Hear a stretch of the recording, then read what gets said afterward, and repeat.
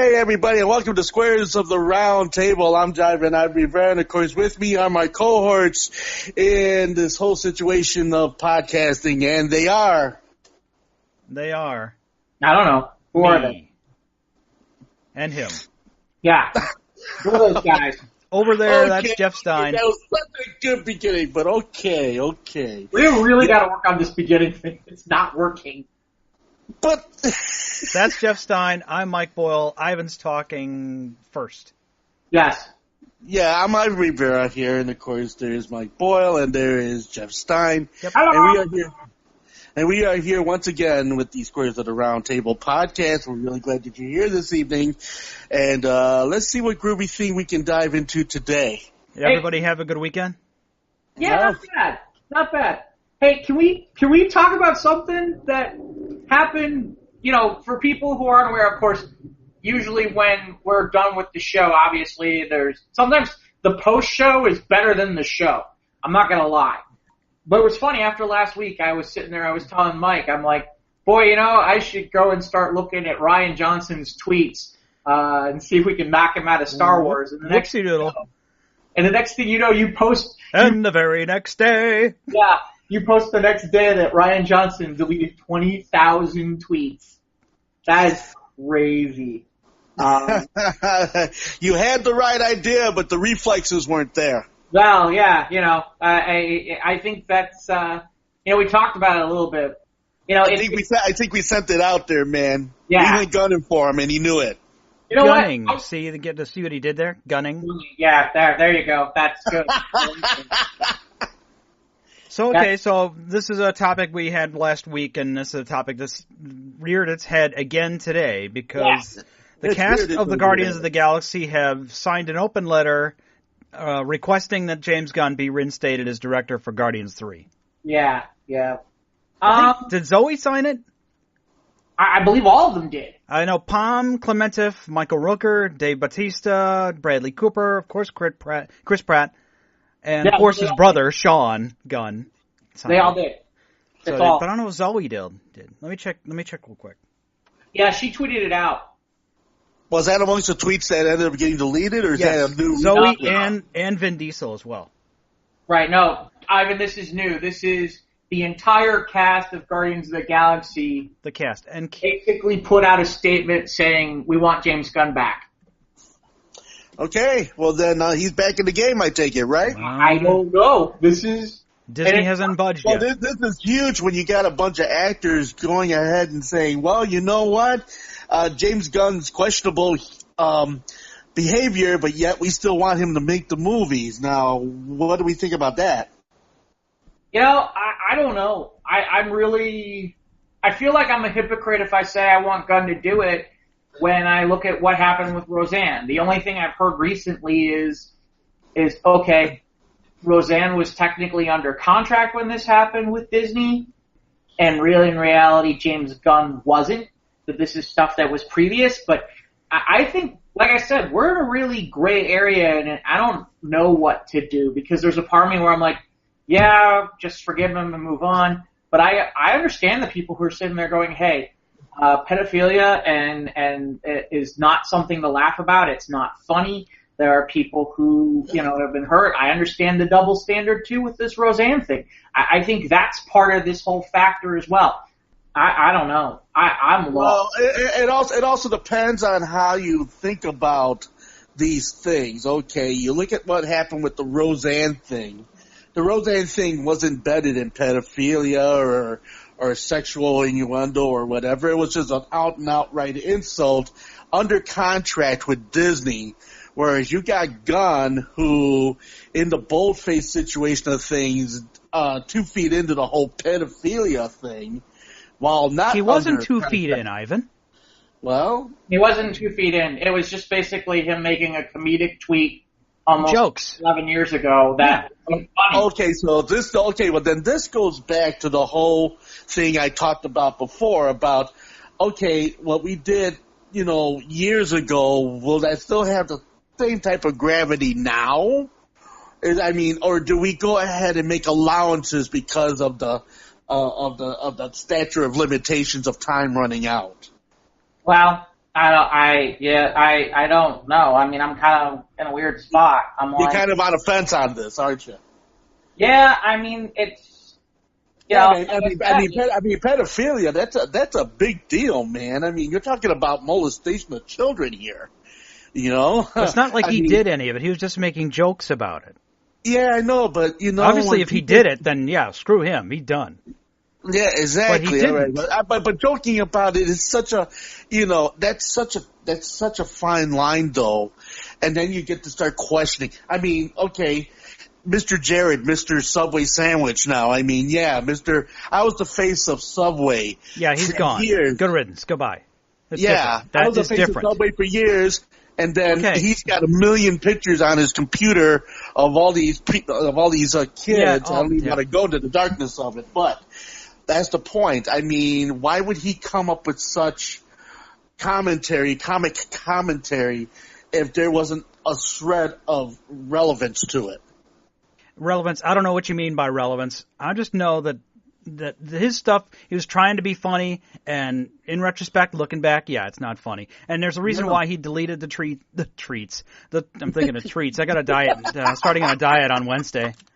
He deleted the tweets years ago, and he has since apologized for having these tweets. But they've been brought to the surface as a weapon for people who disagreed with him politically. That's what it's about. The people who brought this stuff to the forefront, they don't give a crap. They just want to go. They're just out for him. Because they're just out to destroy people. Just like it's become that type of society, Mike, where you take a fart in the wind and everybody knows about it. Yeah, we become a witch hunt society nowadays for whatever comes our way, whether it's rooted in whatever the mindset is or not. I mean, it's really a thing where, I mean, it was just like if I put myself. Let's say I become the face of something, and then all of my pictures, me in a dress and heels and nylons and everything, start making the newspapers and everything like that, and then people are just saying, "Oh boy, Ivan lives a double life and everything," and and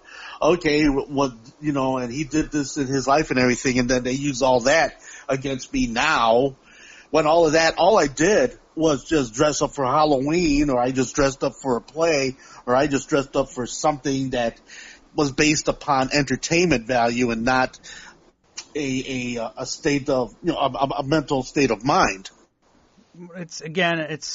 Yeah, see, I mean, there it is. It's like, you get to thinking about that situation, and after a bit, yeah, I mean, years ago, we could go ahead and say things and do things many years ago, but that was the way things were many years ago. Okay, just like when you watch old game shows and you got Richard Dawson kissing all the women and hands all over the contestants and all this other stuff, and back then that was okay, but that would never fly now. Right, it's like an article that Jeff posted a few days ago. I saw you posted on the Face Space and the My Books about, is it okay to laugh at Animal House 40 years later? Yeah, I thought that was, it's the 40th anniversary of Animal House, and to me, I thought it was interesting. There's some legitimacy to it. At the same time, I'm not going to stop watching Animal House. No, it's funny as shit. It's funny as hell. I mean, it's a funny show. That would be just like me saying, I will never watch, Caddyshack. I will never watch, Groundhog Day. I will never watch, the early adventures of SNL or any of that, just because that humor didn't transcend to what happens now in our uber political correctness society that we have today. And we discussed earlier about how Mel Brooks could never make Blazing Saddles today. Oh no fucking way! Or the history of the world part 1. Yeah, that would never gel today. Mel Brooks comedy would never gel today. The producers, unless you see it in a proper form, that would never gel today. That's unfortunate. But the problem is, at the end of the day, part of this is I can only speak. I hate to say it. I'm a white guy, okay? And I'm not using that as an excuse, but I am Jewish in background. Ivan's Puerto Rican, okay? Right. But my point being is, some of the jokes that were there back in the day, that you look at them now yeah, they're funny, but at the same time, you sit there and go, ooh. And part of the reason is, I hate to say it, we're a little bit more inclusive now in terms of, as a country, in terms of accepting people for who and what they are. And I think that, as much as that's the case, I see both sides of it. I see the side where it's like, well, this is unacceptable. Yeah, but does that mean that means I can't listen to rap music that throws F-bombs? And does that mean NWA, I can't listen to NWA anymore? Or does that mean I can't watch Animal House anymore? Is all that stuff out the window because of the fact that, yes, you're right. And there's a part of me where I'm like, I don't know. Certain things. Good answer. Well, certain things, okay. But then you're going to take a whole lot of things out of the equation in the entertainment world, okay? Because art is art, okay? Mm-hmm. And art to the individual have their own conception and mindset for what that art is. Yeah, not everybody is going to receive it the same way, okay? That would be just like, all right, I'm a big person with the cartoons, okay? Many of the old cartoons of the 20s and 30s and 40s would be deemed unwatchable today because of their subject matter and the way the stereotyped characteristics of these characters happened at that time. Well, I stopped watching them. If I put them in a context where you, to yourself, when you're watching them for yourself, they're your own entertainment because you're watching them for yourself. If you're sharing these cartoons or you're sharing these movies or whatever, rather or not you want to put a disclaimer before them saying this is just what they were for their time, so have an open mind and watch them with that in mind.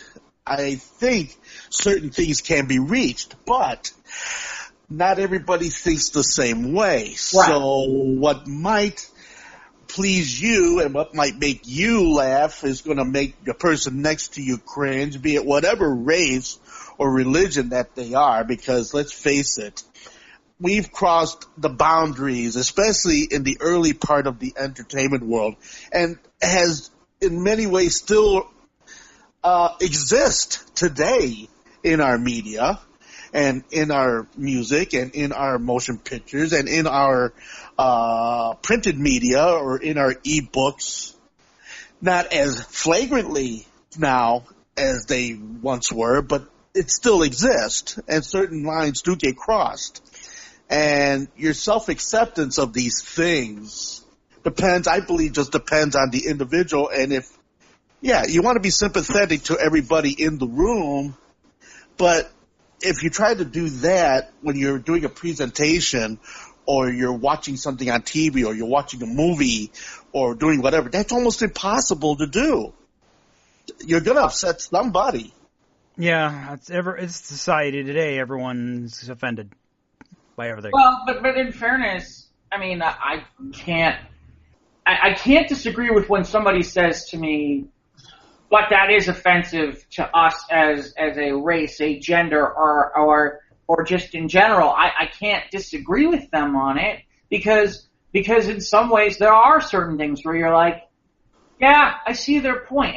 And to that point, you know, for every Eddie Murphy, there was a Jay Leno who worked clean. Right. For you know, you look at a guy like Seinfeld, another guy who worked clean. Yeah. And or even Carlin in some regards was smarter humor than he was being provocative. He did a lot of intellectual humor, which right. his humor made you think. Right. So I mean, so the headache becomes, and here's the irony: you would never hear somebody like Carlin sit there and say, no, we don't need Eddie Murphys in the world. You never hear Seinfeld say something like that either. You'd never hear that because in some regards, you know, it all, in some ways, they're all different and they all have their uniqueness, and in some ways they've all learned from one another over the years and over the generations. And I think it's just interesting. I think that, by the way, is why when you look at comedy today, you sit there and you go, okay, where are the big time movie comedies now? They don't exist. They don't seem to exist as much as they used to. But here's the irony: is the ones that seem to be popular, like the Judd Apatow guys who do all that stuff, they're raunchy. You know? Well, all right. Here, let me go ahead and take this to a whole nother situation. There's a Muppet style movie that's being released on the 24th of August. Yeah. Okay, now you're not going to sit there and tell me, because they went to the lowest common denominator, even got put under fire because it's all street and no sesame, you know, which right there they just kind of pointed to the white elephant in the room. Yeah, that's right. We're using Muppets, but we're going to perverse them. We are going to, and I saw the rushes on IG, and I'm just like, wow. and the post that came from that were, oh, I want to see that. That looks raunchy. I want to see that. That looks like it's going to be out of the ballpark. I want to see that. Yeah. So, you know, so you do got the people that still want it raunchy, that still want it across the line. You still have comedians that after a certain time, you know, in their sets, they kind of go into the blue. So I'm not saying that it's not saying that this raunchiness is non-existent. I just think that depending on the platform or where it's presented, kind of states as to how it's going to come across, you know? I'm sorry. Well, I mean, it's funny because as we air this, they just aired on Comedy Central the Bruce Willis roast, and I haven't watched all of it, but some of the shots that are taken are just over the top. And I don't mind, because it's all supposedly in good fun, but, you know, for people who do or don't know me, I do help out over at Toastmasters International. I've been a member there for 10 years. And I can tell you right now that we did a roast for somebody, and I'll tell you right now, honestly, that roast versus what went on in like that Bruce Willis roast, you couldn't go anywhere near that kind of thing. People would go absolutely nuts, and nobody would be good with it, because you have to be cleaner and nicer, and we can't offend anybody too much, and you know, that kind of thing. And so it's very interesting, because like I said, I don't have good answers right now, unfortunately. Well, that's because of the way things are today. Unlike, okay, let's say the D. Martin roast that used to be very, very popular, where they would have stars and you would have a panel of 12 comedians just going to town. And if you were to watch the videotapes of those roasts. Yeah, Don Rickles, man, he was a master. Yeah. Well, savage, man. Right. I mean, the guy had a rapier wit that, you know, sliced right through anybody if he was to get a hold of you. And there were no holds barred, but again, it just goes back to, would that be something you'd be able to do today? No, of course not. No. Well, but yet they did. I mean, I don't know if you saw. Have you seen any of the clips of this? I mean, they've had some of them out already for a while. I've read a couple of jokes from the Bruce Willis roast. Yeah. Yeah, I mean, some of them are really. I mean, they really hit below the belt. And, they were lurid, yeah. Okay. I mean, in fairness, Jeffrey Ross, God bless him. That guy will hit you as hard as Don Rickles ever did. I think it's funny because there's certain people that seem to be off the reservation on that. Like, they used to bring in Lisa Lampanelli, and she would absolutely blow people away.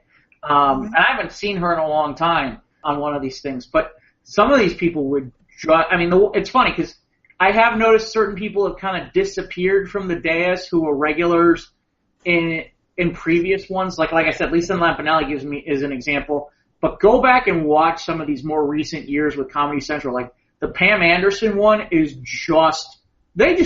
brutalize her. You know, the classic one is the Charlie Sheen one. Yeah, that one's pretty good too. That one is epic. I heard the one of Justin Bieber is good. Yeah, I'll tell you right now, the Pam Anderson one is absolutely fabulous, including the fact that B. Arthur is on the dais roasting her, which is, like I said, that might be one of my favorites. But I thought some of what I saw was pretty good, and I was surprised by some of the people who they brought in. I guess both Sybil Shepherd and Demi Moore were both there, which... Yeah, I read a joke. That was one of the jokes I read. It was one that Demi gave. Yeah, I think it was pretty clean. I think I can recite this one. Demi Moore said, "Yes, the curtains do match the drapes. Yeah. I'm not meaning that he's bald down there. Just saying that you look at either end, either end, you're looking at a dick." They were talking. I think they were talking about during the holidays how Bruce would wear a wife beater and come down the chimney and yell, "I motherfucker," for the kids. I thought that was kind of pretty good too from her. Yeah, there are some pieces that were pretty good. Like I said, as long as we're talking about comedy, we mentioned the 40th anniversary of Animal House. Got me thinking. Your top 5 comedies of all time. Okay, I'll go first. Go for it. All right. Number 1, Caddyshack. Okay. I don't know if I went in any particular order, but yeah, go ahead. All right. Yeah, that's number 1. I don't think anyone could ever top that. One of the National Lampoon ones, I guess. Let's see. Let me ask you a question. Ivan, is Caddyshack on yours too? Caddyshack's on my list too. Okay, mine too. That definitely. So all 3 of us agree Caddyshack is a top 5. All right. Okay. Now, I'm being a 80s sci-fi nerd. Spaceballs is on my list. Okay, interesting. It's my favorite. That next to Blazing Saddles is my favorite Mel Brooks. Ooh, I didn't even think about Blazing Saddles. Wow. So another comedy. Yeah. So are you including Blazing Saddles on your list? Yes. Okay. That's 3. So Caddyshack, Spaceballs, Blazing Saddles. You got 2 more. Okay. Oh man. I know if I say 2 more and someone's going to say another one, I'll be like, why didn't I say that one? Well, this isn't a test. Yeah, I know. Well, yeah, I mean, just let it all hang out. I failed the comedy test. Yeah, this isn't a test. Okay. We can pass. We can let you. We can let Mike. We can let Ivan go, or I can go if you want. All right, Jeff. Let's hear a couple of yours. Okay, so Caddyshack is definitely on that list. Caddyshack, Blues Brothers. Yeah, Blues Brothers. I got you on that. Yep. That's 3. I'm putting Stripes at 4, and then I'm going American Pie at 5. Okay. I only saw that movie once. One time at band camp. I'm telling you, that movie, a lot of the movies that you saw that came after that, like all the Judd Apatow stuff and stuff like that, that's all American Pie stuff. And as it is now, I'm thinking about it, I hate to tell you, there's a movie off the top of my head that I'm thinking about that comes in at numbers that I would do honorable mention, which is Fast Time at Ridgemont High. Yeah, holy jeez, I forgot about that one too. Another one of mine, I'd have to say, would be, when you're speaking of John Landis, when you brought that up, what was another one? It's like a Stripes era one. Sheesh. See, even when we're sitting here talking about it, it's like, okay, what about Ferris Bueller? No, it wasn't. That wasn't like a knockdown, slap your face kind of comedy. It's just more of a wittier comedy. I don't know. I mean, I know a lot of people. Well, again, I would, if I'm paid, I think First Naked Gun movie. Oh yeah, that's not a bad choice. That's 4 for me. I got to come up with more. Ivan, you got a couple? Okay, well, you already know that Caddyshack, the Blues Brothers. Okay, I have to go with Animal House. I love Animal House. Okay, there was this is going to be way out of the ballpark for you guys. Go ahead. There was a series of films that were made in Israel. They were called the Hot Popsicle series of films. They were kind of like American Graffiti, but they were just more raunchy, more funny, more mischievous. So I would have to say Hot Popsicle is number 4 for me. And then let's see. I would have to say my favorite Mel Brooks, I would have to say History of the World Part 1. Yeah, that's a good one too. Yep, that's good too. I remember right after Gene Wilder died, I went to a special screening of Young Frankenstein. Oh, I love Young Frankenstein. That one was great. Yeah, I mean, there's certainly a lot out there that you kind of sit there after a while, and it's like, okay, there's ones that are out there that probably could be on the list. But for me, I hate to say it, growing up in the 80s, yeah, that's kind of where I'm at. I wonder if it would be different if I was more of around in the 90s, because, with American Pie, I mean, there are people who would sit there and put Old School up there, or Wayne's World, or... Yeah, or Austin Powers, the first Austin Powers. That one hasn't aged well. None of the Austin Powers, in my opinion, have aged well. I mean, I actually walked out in the middle of one of the Austin Powers. It was too well. It's just like Wayne's World. The first one was good, but don't bother seeing the other ones. I pulled up IMDb's 100 greatest of all time. Take a guess what's number 1. I cannot. What's that? Monty Python and the Holy Grail. And you know what? Oh my God! Yeah, exactly. And I'm like, oh yeah, that's a good call. Like, yeah. What about Monty Python and the Holy Grail? Hell yeah. Or the Princess Bride. But the Princess Bride is funny for a different reason. So here's IMDb's top. I don't know when this list came out. Okay, it was updated in March of 2014. So obviously there's some movies that are not here. More recent movies. But here's the top 5. Right. Monty Python, Holy Grail, Airplane. Yeah, Airplane. Oh, geez, yeah. Yeah. Naked Gun guys, yeah. Blazing Saddles at 3. Yep. Caddyshack at 4. Ivan might know this one. I don't know it. Dr. Strangelove, or How I Learned to Stop the Bomb. Yeah, so it was in black and white. I remember that one. I remember that. Kubrick. I'm not familiar with it. It's a Cold War era spoof. So here's rounding out the top 10. See this. We're going to top 10 now. Well, I might as well, or we can start throwing names. I'm just going to throw names out in numbers. Like, for example, I'm looking at where we start going here in the back half, and I don't know that I agree. Like, they've got, although it's hard to disagree with this, like 6, Duck Soup, which is the Marx Brothers. Okay, all right. A night. Let me see. A Day at the Races.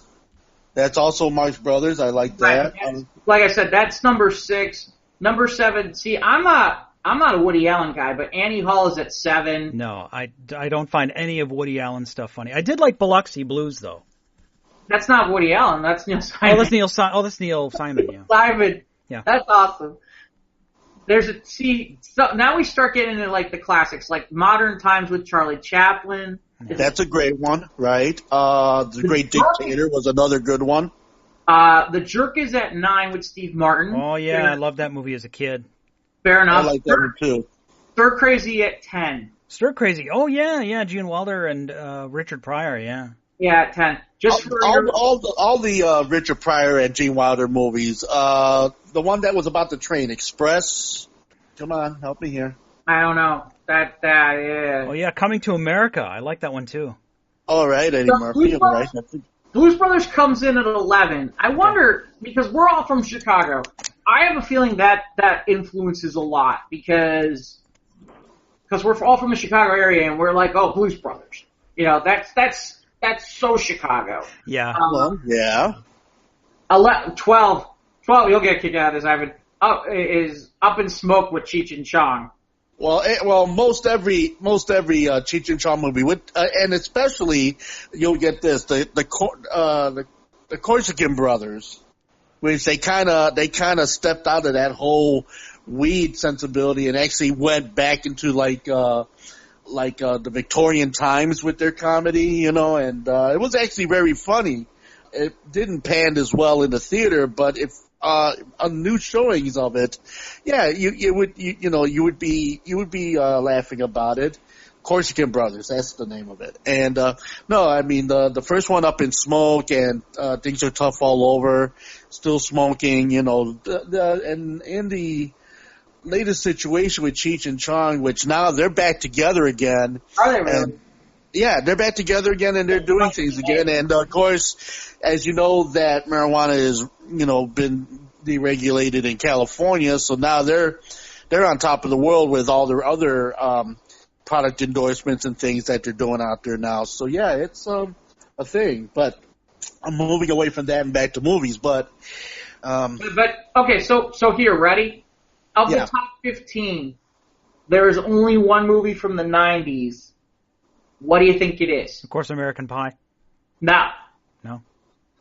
What is it? Dumb and Dumber. Oh, okay. At 14. Yeah, I mean, it's funny because I'm looking at this. National Vacation comes in at 15. Animal House at 16.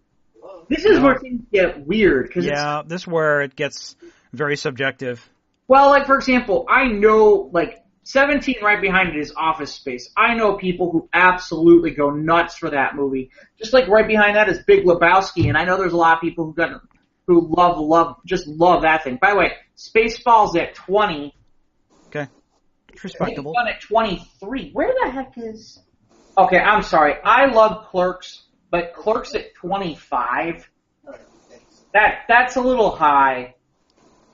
I'm just looking to see where... how our tastes changed, like, when we're little, like, movies that I remember seeing, like, a million times as a kid on cable, and now it's like, if it's on, I'll be like, I don't know if I want to watch it or not. It's like, another one like that would be Strange Brew. I loved that movie as a kid, but now I'll be like, well, I don't know, I'd have to be in a certain mood to watch it. Like, I'm looking at this, it's like, okay, Ghostbusters comes in at 41. Oh, yeah. I think that should be higher.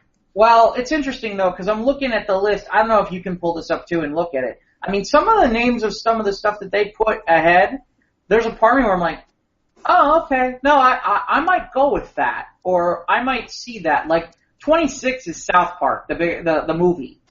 I can see that. Or, 27 is, Happy Gilmore. Happy Gilmore was good. Ace Ventura, Pet Detective, 40-Year-Old Virgin, Fish Called Wanda, Trading Places. I mean... I'll give you one that I'll tell you right now. It depends on ethnic background, but 36 is Friday, which is absolutely, for some people that's a huge movie, But well, speaking of movies, I guess we can. Well, yeah, those funny movies. Those not say they'd be in a different order for every single person on the planet. Yeah, I just thought, like I said, wow. I'm in the 50s. I have yet to hit Stripes. Wow, that's long. I have yet to hit Stripes. I am now in the 60s. I haven't hit Stripes.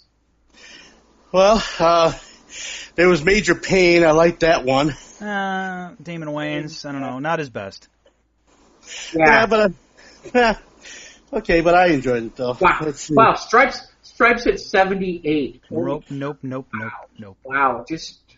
Well, hey, like I said, I just thought it'd be fun to do, especially considering, it dawned on me, I'm like, man, what would be my top 5? It's like, ours is a lot of ours are kind of similar, but at the same time, it's like, boy, I look at this list and I'm like, okay, I could make changes. I could buy into some of these being added. Other ones like the first Beverly Hills Cop, Princess Bride.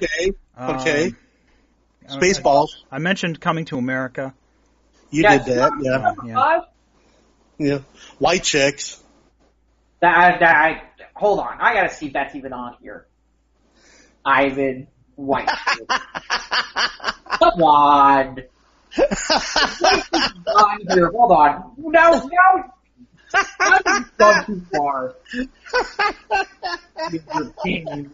White Chicks. Come on. Oh, you know me. I got to do a retro every now and again. Thank God. Neither one are on this list. Oh, my God. I'd have just died if either one were on this list. Let's see. Well. Speaking of gender swapping, I've got an article here about a person who legally changed his gender to save money on car insurance. Oh, no. On paper or as an actual human being? Just on paper. Oh, okay. A guy in the the story's out of the UK, but a guy in Canada. Canadian man in his early 20s was unhappy with a high quote he got from a car insurance company, so he went and decided to legally switch his gender from male to female to save $1,100 a year on car insurance. Wow. Can you do that? Yes, apparently you can. Amazing. Good. Well, I guess that's right up there with being able to marry a cartoon character in Japan. What? Well, yeah, they got Japanese guys marrying like dolls and whatever and all kinds of crazy stuff. Hmm. Yeah, I mean, I remember reading a story where some of these guys are so enamored with certain anime characters that they even allow for you to marry that anime character. Okay. I mean, and then of course that's right up there with the new situations of the robotics that are happening now. Have you seen those? Yeah, they're creepy. I saw a show, and they were demonstrating just how those things are assembled, and how there is an actual market for these robotic women, and they're shelling out big money. I mean, I just think. I can't get behind something like that. But how does what possesses a man they can to interface with a machine? Yeah. It's easier. You don't have to Right. No. Every next comment will absolutely get me banished from ever getting a date again. Nope, not doing it. Well, the dating scene is not that bad where you have to spend I don't know how much money, how many thousands of dollars to get a doll. Wasn't there a movie? There was a movie about a guy who had who was mental, and he had a sex doll for an actual girlfriend, and they played it clean. It was a story about a guy who had a relationship with this doll, and the doll went everywhere, and all the townsfolk were supportive of it, and eventually the man imagined that he had a fight with his girlfriend, which was a doll, which he brought around in a wheelchair all the time, fully clothed. You never saw any lewd acts or anything, but they played it straight. I want to know what I looked this up, but it was. There was also a movie that was out where the man had a relationship with his cell phone.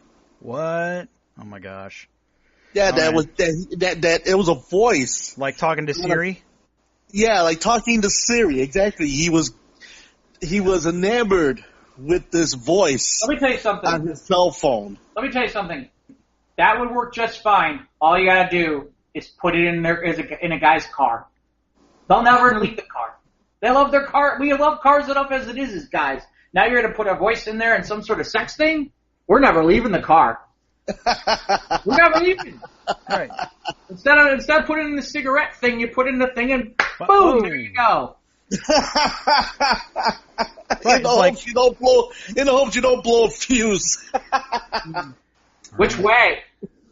Oh, I don't know. But isn't there a future? There's a Futurama episode like that where Fry clones Lucy Liu, and they have a whole they have a whole movie like that Matt Groening created from why you don't want the clone sex bot as your full real girlfriend or something crazy like that. Yeah. Well, I think he might have borrowed that from Cool World where noids don't make out with doodles. There's a lot of places where you can bring that out. Like I said, yeah, wow, that was. Can I tell you that was a movie that Cool World was one of those movies where I was like, when I saw it, I was a kid, and it was cartoon Kim Basinger looking smoking, and this was after 9.5 weeks. Yeah. Which if you're younger than 30, Google it, watch it, take a cold shower when you're done. Thank you very much. The soundtrack is outstanding. The premise a little thin, but yeah, Kim Basinger is an animated form with Ralph Bakshi's animation. Yeah, it has a lot to say. A little thin? A little thin. Oh no, that is a lot thin. You'll find an incredibly young Brad Pitt. Yes, you do. But yeah, I'm sorry. I still love that movie. Okay, I should have had that in my top 5, but I still love that movie. Oh, get the hell out of here! That is not in your top. Yeah, what is Bob Zemeckis? I guess would you put Back to the Future? Is that a comedy? Would you call that a comedy? I don't know. I would call it a comedy, an adventure comedy. I guess, yeah. If that's the case, then really in reality, I got to go back and go. Okay, I got to knock something out for Who Framed Roger Rabbit. That's a comedy. Okay, I'd say that was a comedy. That works too. Wow, I didn't see. You know what? I didn't see that on the list. No? I didn't see that on the list of top 100 all-time comedies. Really? That South Park makes the list, but not Roger Rabbit? Wow, holy cow. Well, I guess maybe because it was like an adventure comedy, like Back to the Future. Maybe that whole thing. Yeah. Maybe that's it. I don't know. Hey, by the way, maybe they just went straight comedy instead of a cross genre of it. Could be. Weasels are gonna laugh yourselves to death. Could be. Yep. Hey, did you? By the way, Ivan, I know you're a big fan of Cheetos. Yeah. You need to be careful because apparently, a 17-year-old girl from Tennessee had her gallbladder removed because she ate too many hot Cheetos. Oh no, I don't eat the hot Cheetos. I just eat the regular Cheetos. I don't go for like the spicy Cheetos. No. No, I go for the orange ones, the ones that I just pop in my mouth and just melt, and that's good. Wait, according to this, she was eating 4 bags a day. Are we talking about the individual size? Are we talking 4 bags a day? We're talking 4 big bags of Cheetos, and if she's doing the hot Cheetos, then I can see that being a problem. Wait. A 17-year-old girl was eating 4 bags of Cheetos a day?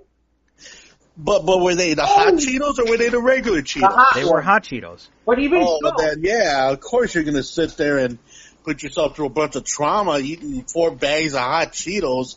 That's a lot of Cheetos, man. That was the first part I was getting at. I'm like, 4 bags. Are we talking 4 4 of those 99-cent bags? Are we talking like the big ass bags? Like the $3.99 $3.99 bag. Yeah. I wonder. I don't know. Hey, I don't know if you saw this. Apparently one of the guys who does sports for Deadspin is in between stuff, so he decided to and I didn't find an actual understanding of how they did this and why. Did you catch that they did some sort of rankings of all-time Looney Tune characters? Yeah? Yeah, it's not pretty. How many are on this list? How many characters comprise this list? Yeah, I think is it top 50? Hold on, I'll take a look. 50? What do you mean, the Looney Tunes? Top 25. Okay. Top 25, and certain ones were eliminated. And they kept to the main. They didn't use anything more recent. But to give you perspective, I mean, okay, obviously you know who number 1 is. Mickey Mouse. Yeah, great, Mike. Yeah, of course it's Bugs Bunny. Yeah. Right, and obviously Daffy is 2. Who would you think would be 3? Porky Pig. Thanks for playing. What? Who's number 3? Shh, be very, very quiet. I am hunting. Elmer Fudd? Well, for many times, he was the foil for Bugs.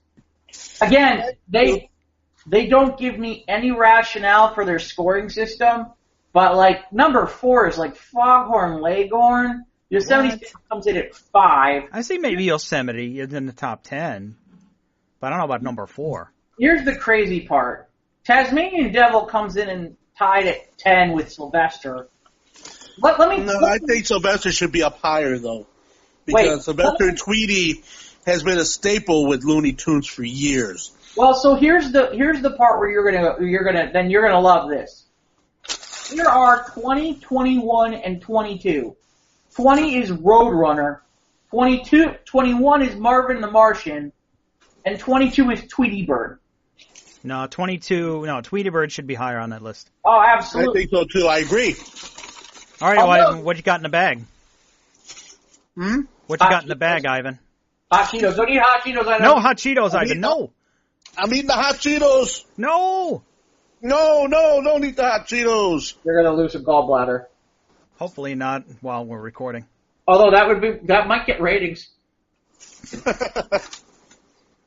Yeah, I don't know. I mean, I'm like looking at this, and there's like certain people where it's like, why would this person be ahead? Like George P. Dog is 8. The dog? You mean like the dog who was with Foghorn Leghorn? Yeah. Porky Pig No. 7. No, that's not right at all. Rocky and Muggsy. I don't even remember Rocky and Muggsy. Rocky and Bugsy only came out in a short few cartoons. Why? How did that get to be? No, I don't think so. No, yeah, I know. I call shenanigans on this list. I'm calling shenanigans on this list too. Well, I'm sorry. I mean, okay. If you wanna go, the characters of Warner Brothers, also known as Termite Alley, which that was the behind the scenes name for Warner Brothers animation department.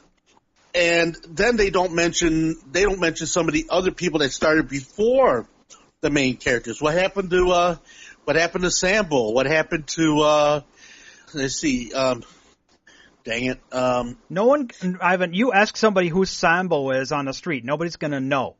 That's why it's not on the list. Okay, you're right. It's just like if you ask anybody who Oswald is, and the vast consensus of people would never know who Oswald is. They'll say Patton Oswald.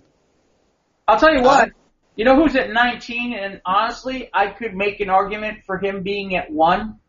What's that? Michigan J. Frog. I think Michigan J. Frog is... but he was in one short. Right, but isn't he pretty much one of like the original beginning characters for Warner Brothers? No, he wasn't there at the beginning, no.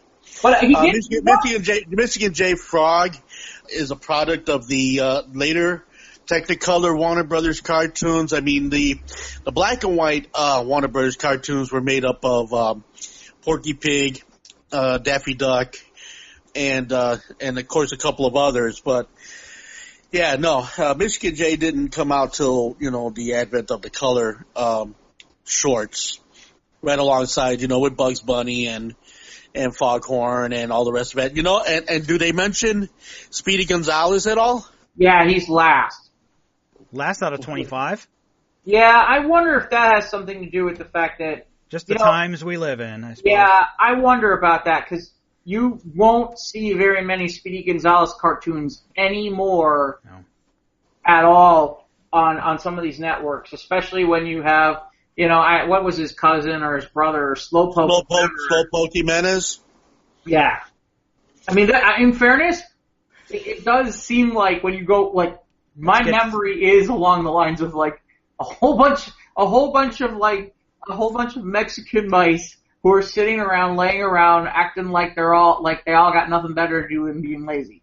Oh yeah, sleeping underneath their sombreros. Of course, it doesn't paint the real positive picture of Mexicans. No, it doesn't. So I can't blame Well, it was just like the Frito Bandito. Remember that? I mean, hello, kids. If you want to be a Frito Bandito, you got to go ahead and sing the Frito Bandito songs. Meanwhile, you got Fred and Barney smoking Winston cigarettes and yeah, it's crazy, man, crazy. Yeah, because a lot of people don't realize that those cartoons were made for the adult market in 1960. I mean, Winston was a sponsor for the earliest Flintstones cartoons, and we're also sponsoring the Jetsons as well. And Top Cat was also a primetime adult cartoon. I mean, those cartoons were never meant to be for the kids at all. And if you look at those cartoons today, and you see all the references that are therein, you'll think, how did the young kids get that? No, it wasn't for the young kids. Okay, another good example, Calvin and the Colonel. You're saying, who? Okay, there used to be a television show called Amos and Andy, which of course was a radio show, which turned into a TV show.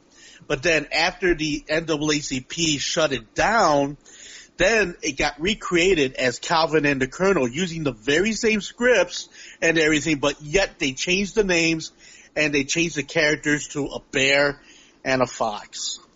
But it was still adult cartoons. So you going to go see this raunchy Muppet movie, Ivan? I don't know. I'm intrigued. I mean, just for the sake of just seeing it, just for what it is, because it ended up getting such a hailstorm of criticism because it cited the whole No Sesame and All Street. Yeah. So I'm just trying to figure out what the fuss is all about.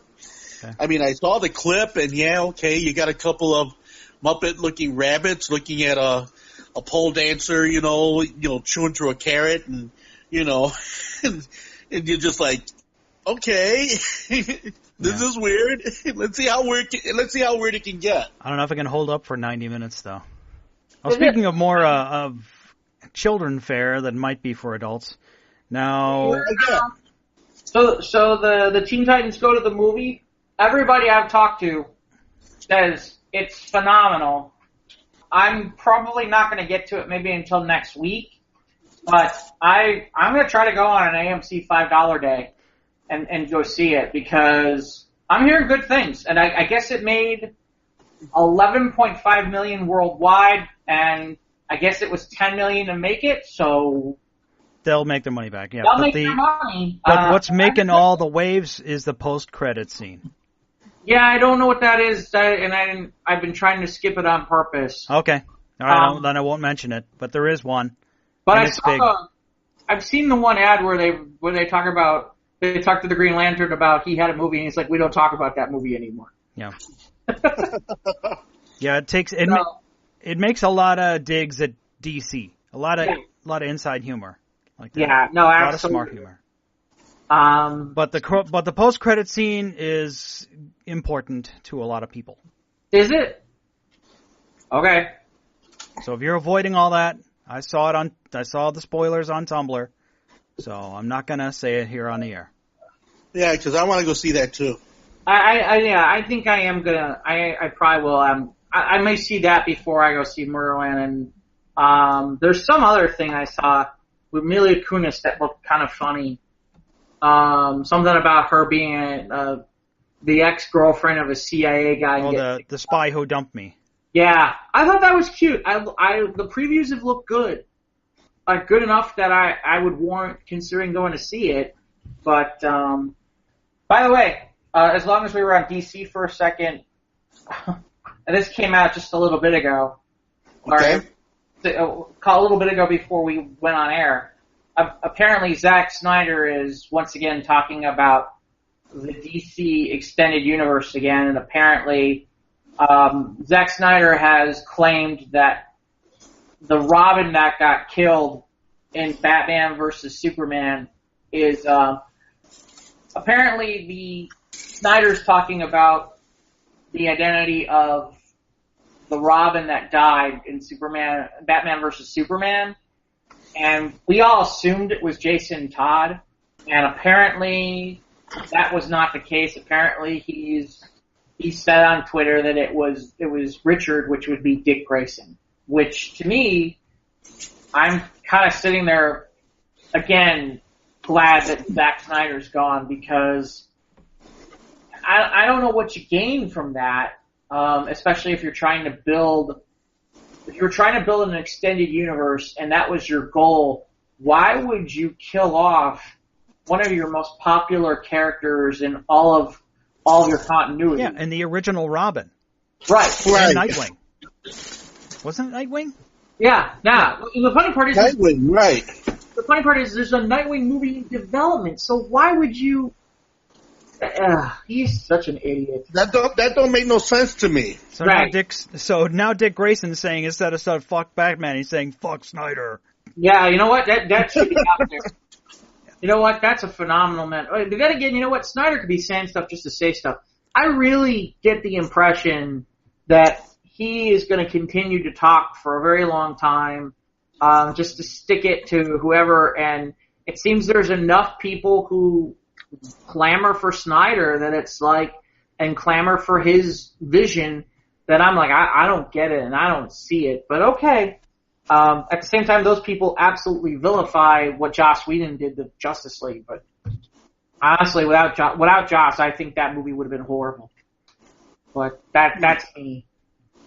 I have no inclination. All these people are like, where's the Snyder cut of Justice League? I was like, I don't care. I'm like Tommy Lee Jones in the tunnel with Harrison Ford. I don't care. Let's move on. People point out it's like people talk about they make it sound like ever since that time when there was I don't know if people are aware. This all stems from that apparently originally there was a whole bunch of footage that was shot from Superman 1 to go into Superman 2, and that some of the footage that was used was changed. And Richard Donner, I don't remember exactly all the details, but the long and the short of it is that it's not the actual cut that Richard Donner wanted. And as a result, Superman 2 had a second cut that came out decades later called the Donner cut. Yeah, I watched it. Right, so now everybody seems to think there's a Donner cut for just about everything, and it's like... No. Didn't I hear from someone that Superman Returns was based on a continuation from the Donner cut? Yeah, that doesn't shock me. I mean... Doesn't matter, the movie's garbage. Well, There's a couple of scenes that are really good in Superman Returns, but the rest is like, But Brandon just doesn't hold his own, man. I'm sorry. I don't blame him. No, I don't blame him personally. I don't blame him at all. Matter of fact, I think he'd have been a phenomenal Superman. I liked him as Superman. I just think they gave him nothing to work with. That was just such a cluster. I mean, and the worst part is there's sections of that movie that are good. Like that beginning sequence where he saves the space shuttle is just amazing. Yeah, that was my favorite scene, is when he's in the plane and the passengers and they save the spacecraft and then the plane is crashing. That was great. That's my favorite scene in the whole movie. Later on, there's the one scene that pretty much almost looks like the picture from Action Comics, from the Action Comics in 1938. Holding up the Daily Planet. Yeah. Yes. I mean, that's a nice sequence too. It's a nice homage, and it's really too bad because I got the impression that Spacey was going to be just this crazy, it was going to be crazy good because Spacey just seemed like he was taking it at a whole new level. And yeah, I was so disappointed about some of the things where they went. But in fairness, I thoroughly enjoy Brandon Routh on Legends of Tomorrow. I think he's great. I liked him in Scott Pilgrim. Yeah, and he was good on Chuck too. I thought he was good there too. But yeah, he's carved out a career. And in fairness, I really do think he was hosed. I really wish he had gotten more of a chance to play Superman. I agree. That's too bad. It really is. Not going to disagree with you on that. I've got one more piece of news here in our SDCC final cleanup. Is the fact that the episode 9 cast has been revealed, and they're going to use footage from the last, from The Force Awakens to finish Carrie Fisher's role as Leia Organa. I'm curious. She is not being replaced. Thank God. Well, that's good. I'm curious to see how that works. I'm curious to see if they can really make that work and look seamless and really feel like she's really there at times, if you understand what I mean.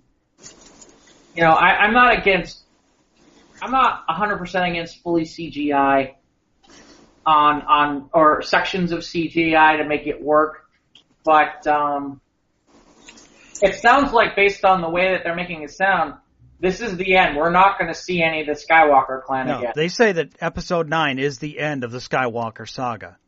I'm fine with that. Let it be done. Let's start a new saga. Yeah, unfortunately, that saga is being written by Rian Johnson. Have faith.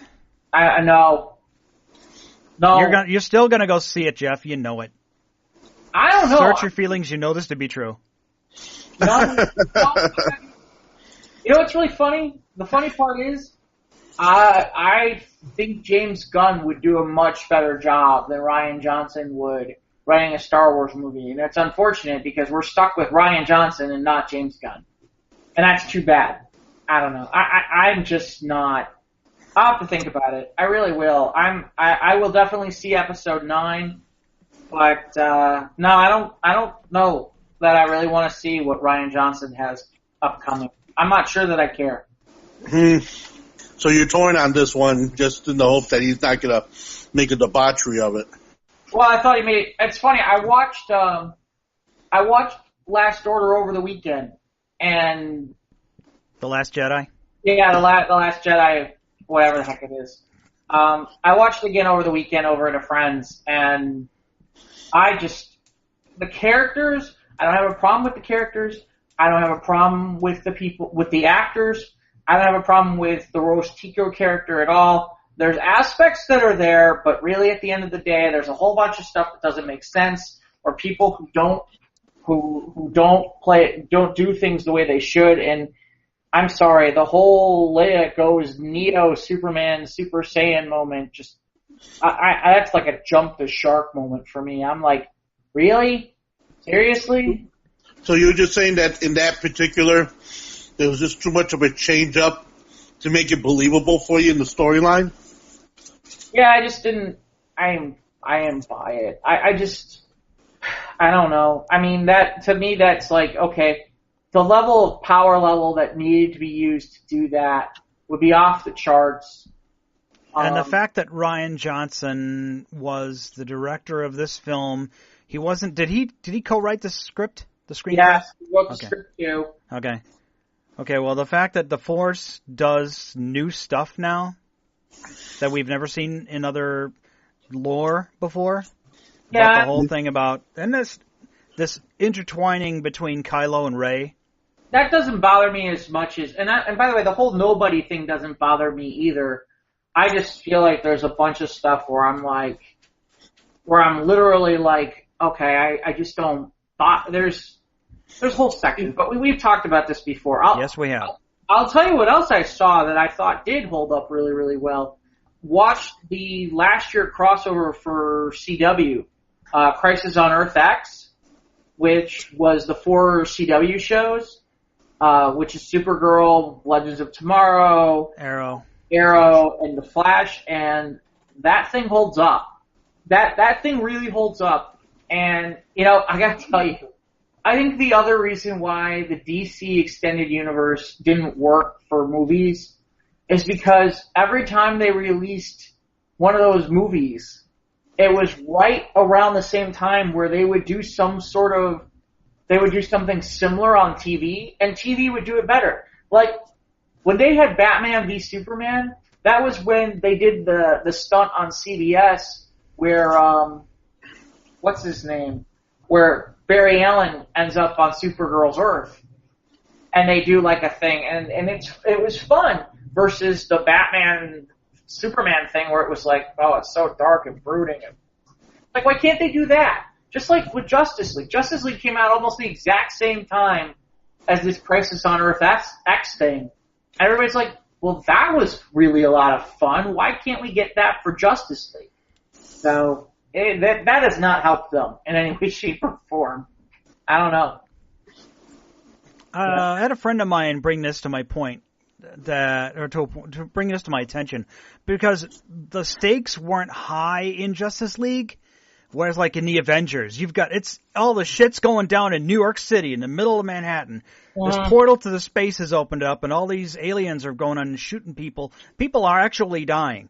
And in Justice League, it's just like this one little town in the middle of nowhere, and this one family we don't give a crap about. They're in danger, apparently, but we're not seeing the peril. The stakes. The stakes aren't high in Justice League. No, you're not. He's dead on. That's a good point. Yeah. That's a phenomenal point, in that. They picked an obscure location to do this, and they had their rationales in the show, but in the movie. But you're right. Kind of isolated it to a point where you're just like, meh. Yeah, I mean, in reality, it's okay. Now they're going to fight a whole bunch of parademons, and you're right, which is okay. You don't see them saving parademons. I think the biggest thing to me with that is just the gigantic disparity in power between the rest of the team and Superman. Well, that's why they took him the whole movie to get him back. Right, but I mean, I'm not sitting there saying that Wonder Woman or Aquaman should be able to go toe to toe, but I mean, it just seemed like, they're struggling to take down Steppenwolf, and Superman just comes around and just basically, it's like toying with the guy. And I'm like, should it really be that simple? I mean, what would have happened if Darkseid had showed up? How bad would that have been? You know?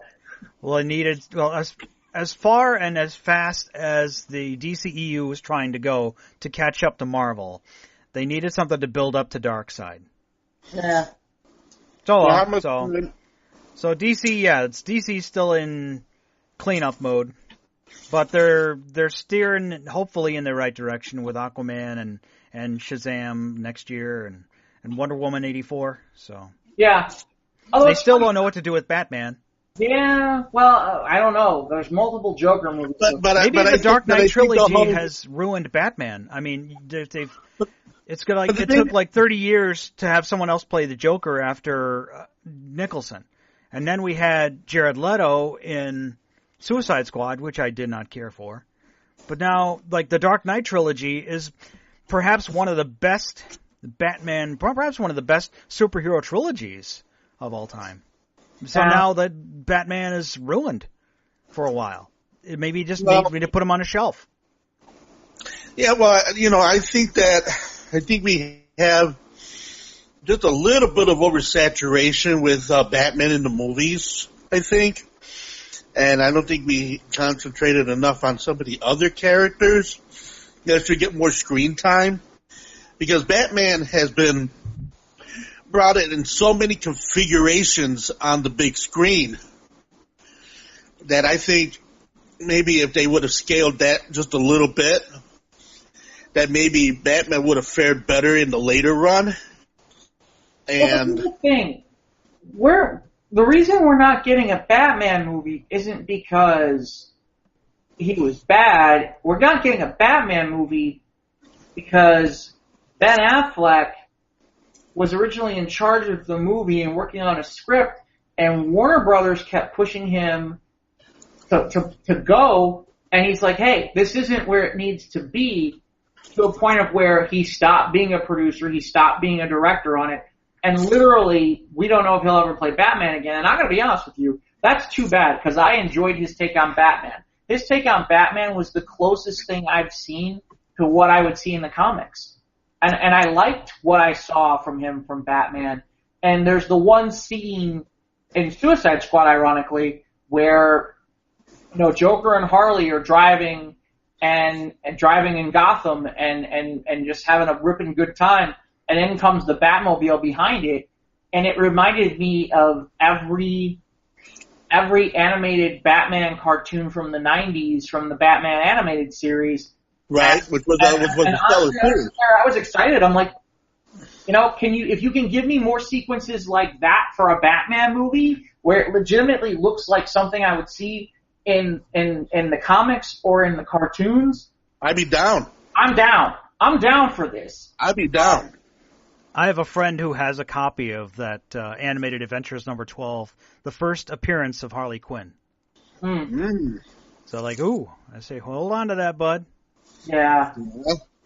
I'm not going to say it's like, it's going to be Detective Comics number or whatever, but, but still, Harley's popularity is just getting higher and higher, and that's a pretty cool thing. I think also that also comes to light where I'm sorry, Evan, what? It also comes to light that the females are getting more exposure now than they ever did. Yeah, in more ways than one. Yeah, we talked about that we talked about that last episode. Right. So, that being a point that, then Harley Quinn's a part of all that. Yeah. Oh, I'm sorry. We haven't talked about the other big news that's now, which is that it's a matter of when, not if anymore. But yes, Disney has bought Fox. Yeah, the shareholders agree. It's okay. Yeah. They give the thumbs up. So it's just a matter of when everything begins to integrate, and we're, congratulations. This is opening brand new worlds. Yeah, that's good. You finally get Tony Stark and Reed Richards. You'll finally get Wolverine with Captain America. It's happening. Well, the nice part is you get bad guys finally. Yeah. The most obvious bad guys for Marvel were don't get me wrong, Thanos and Loki are up there, but if you're going to talk about your top 5 villains, Thanos, Loki, and Red Skull are in there. You're missing 2 of the 5, and the 2 you're missing are probably, in some ways, the best of the bunch. Galactus is it's Galactus. The guy eats worlds. And then you've got Doom, and Doom you can do so much with. Doom could be a villain for the entire Marvel universe. You could do so much with him, because you could have him create things and have minions and all kinds of stuff. So yeah, really in reality, yeah, welcome Doctor Doom. That would be, I imagine we'll get a Doctor Doom movie. I would not be shocked if we got one. Right. Yeah, fix the Fantastic Four. But it goes beyond that. That means now that Disney's releasing the Avatar movies. It means that Kermit the Frog and Mickey Mouse will now be in the same amusement park as Bart Simpson and Peter Griffin from Family Guy. And American Dad. Yeah, and American Dad. That's what we're talking about here. Well, then it changes the whole dynamic. Yeah, I'm curious to see how this is going to work, because really in reality, you used to have a slate of movies where Fox would put out movies. Well, does that mean Disney's going to double the amount of movies, or does that mean we have less movies coming out from a major studio? I don't know if they're going to keep Fox as its own entity, if you understand what I mean. I have no idea. It certainly could be interesting to see where this goes. We haven't even talked about, I don't know what this means for the Fox network too, by the way, which is not part of the deal. Maybe Murdoch is going to retain the station while they take everything else. He is. Yeah. He's retaining. He's definitely retaining. The real question is, you have a network, but you used to have a studio. Now you don't. But then he's just going to end up leasing product, or he's going to have to start finding other avenues to get the fulfillment in for the television station now. Right. Instead of the direct conduit from Fox. Right. Well, like for example, Fox, the network Fox. Right. We gotta make sure that we clarify that. The network Fox, which is for broadcast purposes. Right.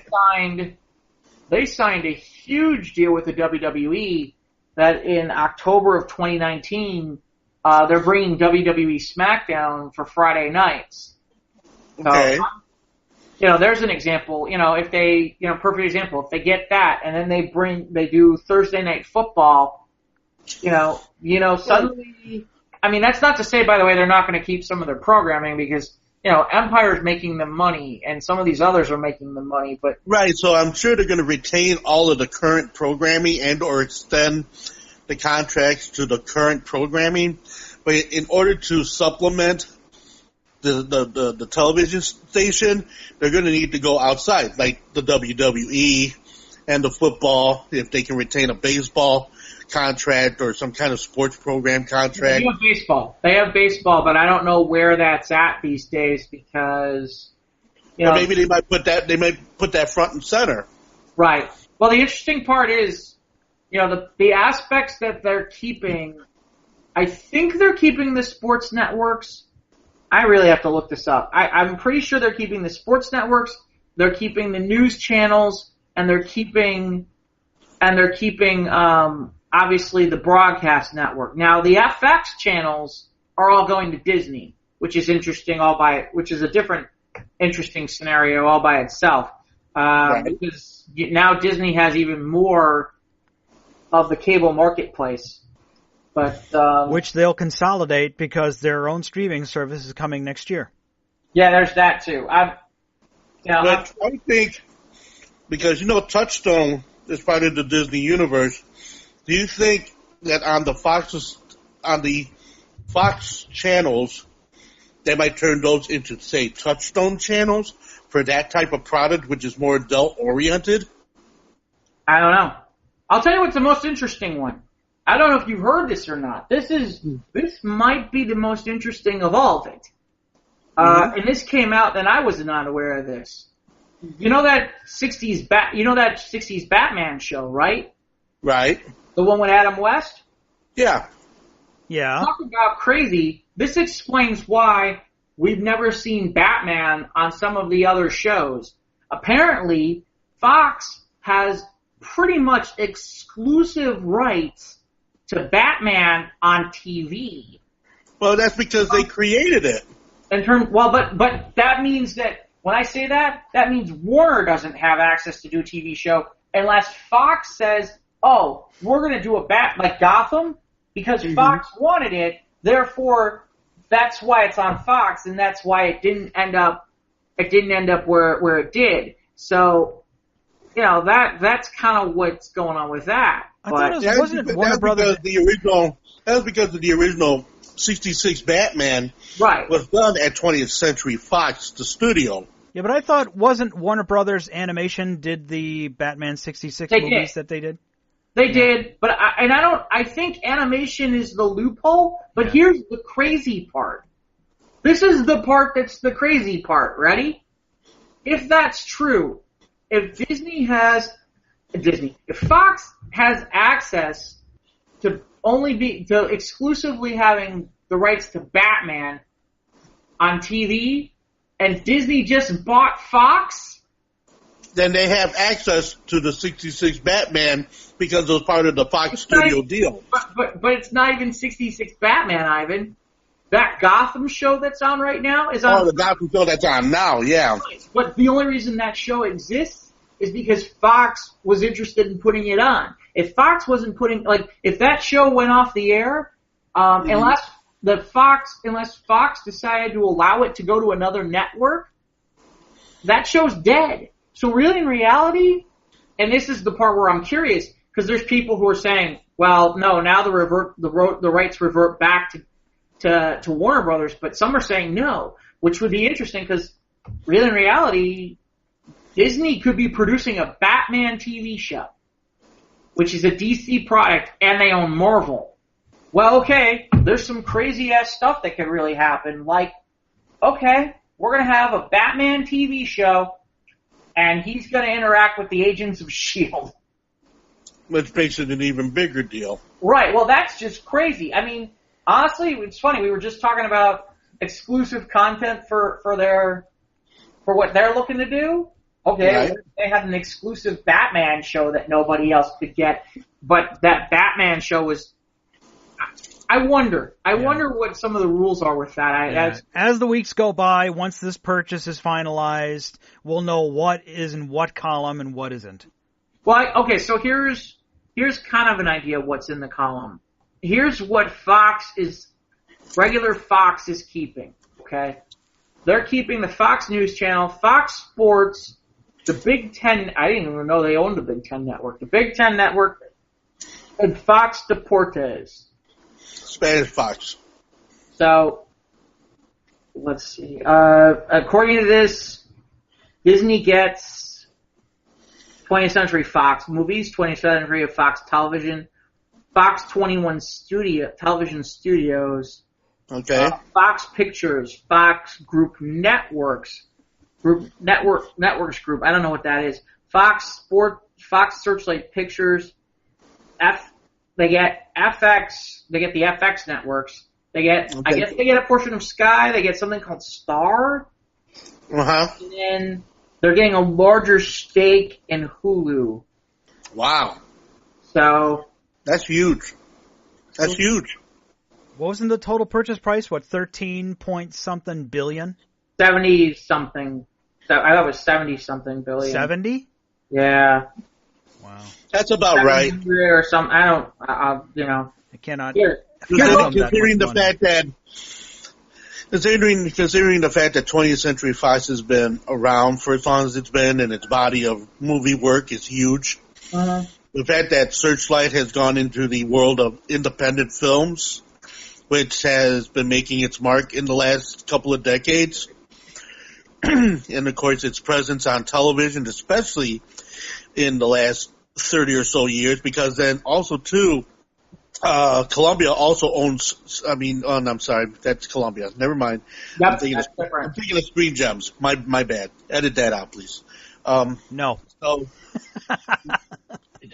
and so with the whole 20th Century Fox caboodle, that's an awfully big chunk of the air they're getting. So, beyond the Marvel stuff, other franchises, just to give you an idea. Which is now going to be owned by Disney. Yeah. Avatar, as we talked about. The Blue People or the Last Airbender guy? The Blue People. Okay. The James Cameron, I got 3 or 4 movies coming out. I like the Avatar guy. I just think they're taking forever to get there. Planet of the Apes is now Disney. The X-Files. Mm-hmm. Alien. Predator. Die Hard. Home Alone. Independence Day. The Martian, which was that the Matt Damon movie. But this just gives you an idea of some of them. It says it's a big catalog. Yeah, it's. I don't know. I'm waiting for that Home Alone reboot. Did you see who's doing something? Oh, it's Ryan Reynolds. Ryan Reynolds is putting together like a. What was it? Is it Stoner Alone? I think it was. What's he doing? What? I saw he celebrated the 4th anniversary of the internet leak, in quotation marks, of the test footage he did, which eventually convinced Fox to make the Deadpool movie. Here, hold on. Ryan Reynolds. Okay, yeah, this did come out this past week. Ryan Reynolds is making a reboot version, something based on, well, I wouldn't call it Home Alone. They're calling it Stoned. This is Esquire. Ryan Reynolds' stoned version of Home Alone could be better than the original. Apparently, so this is supposed to be an R-rated spoof called Stoned Alone. Wow, I was just joking. Yeah, no, apparently not. So here's what Deadline has. Stoned Alone was reminiscent of the hallowed comedy classic. It centers around a 20-something weed-growing loser who misses the plane for his holiday ski trip. He makes the best of things by getting high. Paranoia sets in, and he believes he hears someone breaking into the house. Turns out thieves have broken in. Fully stoned and fueled by paranoia, he tries to thwart the thieves and defend his castle. Okay. Can I say this sounds stupid?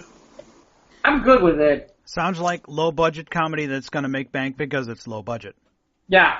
Sounds like it's funny, you say it sounds stupid. To me, it sounds like, hey, that might be a comedy that might sell that people might want to go see. Yeah, well, how many stoner comedies are we going to put out there?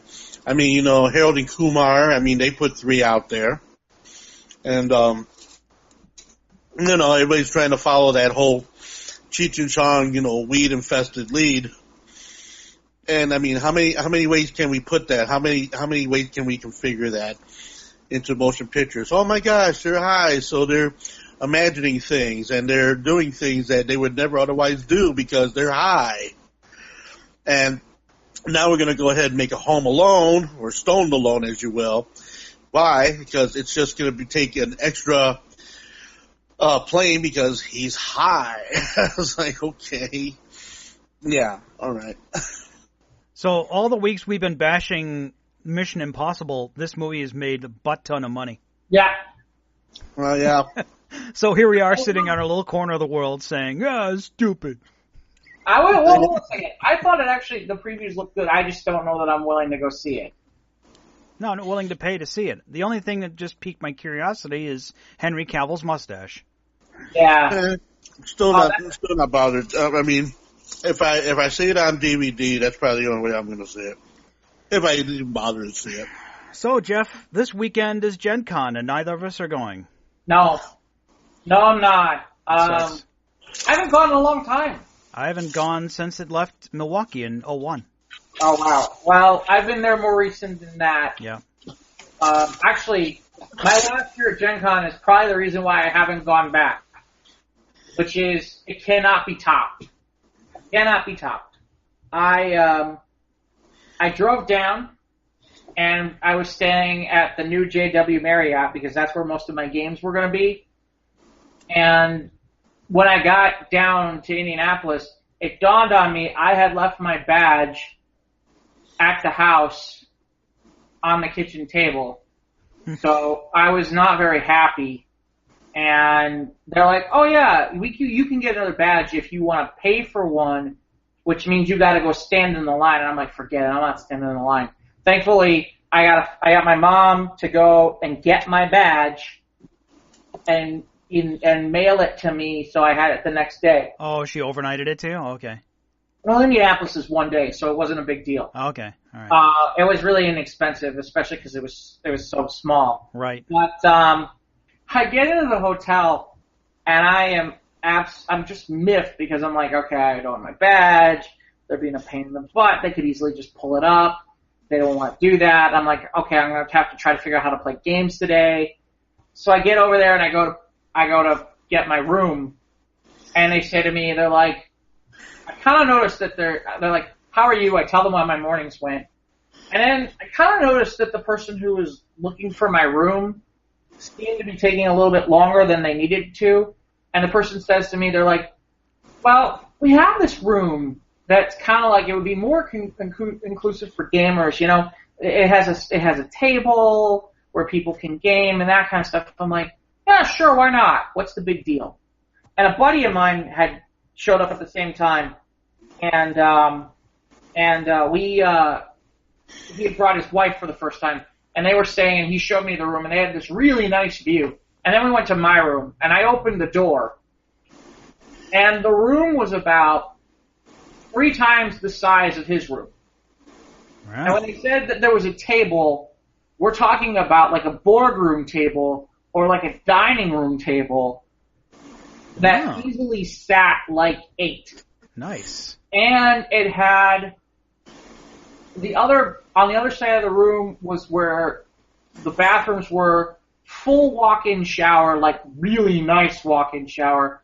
I had a couch. I had multiple TVs. I had a refrigerator. I mean, I was just like, my jaw hit the floor. Oh, you really got upgraded. Yeah. Well, apparently what it was some sort of, it was like a conference room suite. And it was just amazing. And, of course, it's just me. No one else is staying there, just me. So I got this entire room to myself, and I'm like, this is incredible. I kept trying to convince people that they needed to come up here to game, and everybody was like, oh, no. And I finally got a group to come up and game. And so they're up there, and I'm like, oh, well, the other reason why it's great is I'll order some room service and I'll get some food. I go to order something, they're like, no, that's not on the menu. I'm like, no, I'm pretty sure it is. And we're going back and forth. They go, oh, you have an old menu. We apologize. We're going to comp your entire meal. Oh, nice. They're like, what would you like to order? Now, keep in mind, I got like 7 other people in the room who are gamers. And they're like, by all means, order anything you want. For free. Nice. We have like 4 plates of apps. I ordered like a steak dinner with like a multi-course meal. They're like, would you like a wine? I'm like, no, that's a little over the top. They're like, how about dessert? Oh, sure, why not? Get dessert. I'm telling you, it had to be at least $300 worth of food that they comped. Nice. And like I said, I haven't been back to Gen Con since that year. And there's a part of me where I'm like, it can't get better than It can't, yeah, it ain't going to get any better than this, my friend. It's not going to get any better. Yeah. Not it being comped for $300 worth of food, good. Yeah, well, and in fairness, Mike, I can say this. I was president of a game group that at one point ran the largest program in all of Gen Con. And so I was certainly privy to things at times.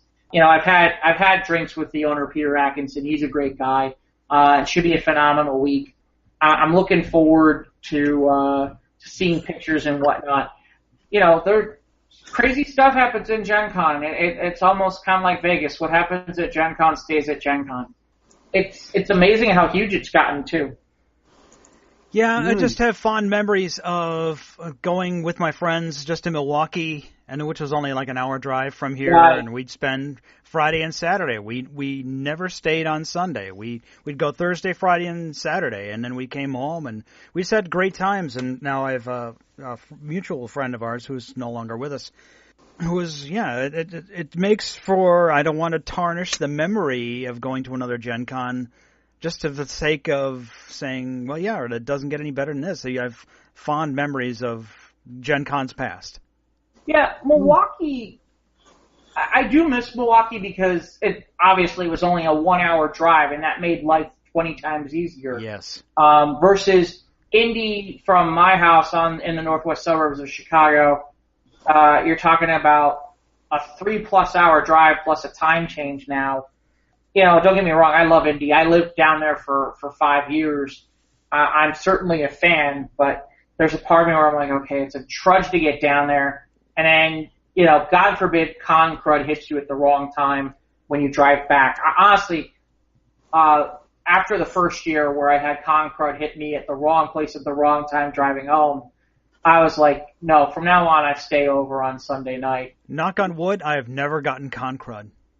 Con crud is brutal. Well, I don't know what your hours were like, but literally there have been times where I would get back to the hotel room. I would get maybe 3 hours of sleep, and then go bounding down to wherever the hell it was, and have to run all kinds of stuff and do all kinds of crazy stuff. I've been a test of it to this. He remembers seeing it. There were a couple of times where I came back from Gen Con and working at the time in broadcasting, you don't want to lose your voice. And I'm walking back in going, I don't even know, how are you? Yeah, I've been hungover. I had to go ahead and lift your mic up a little bit just to accept for the loss of your voice. Yeah, I've been hungover, but I've never had con crud. I would much rather be hungover than have con crud. Con crud is horrible.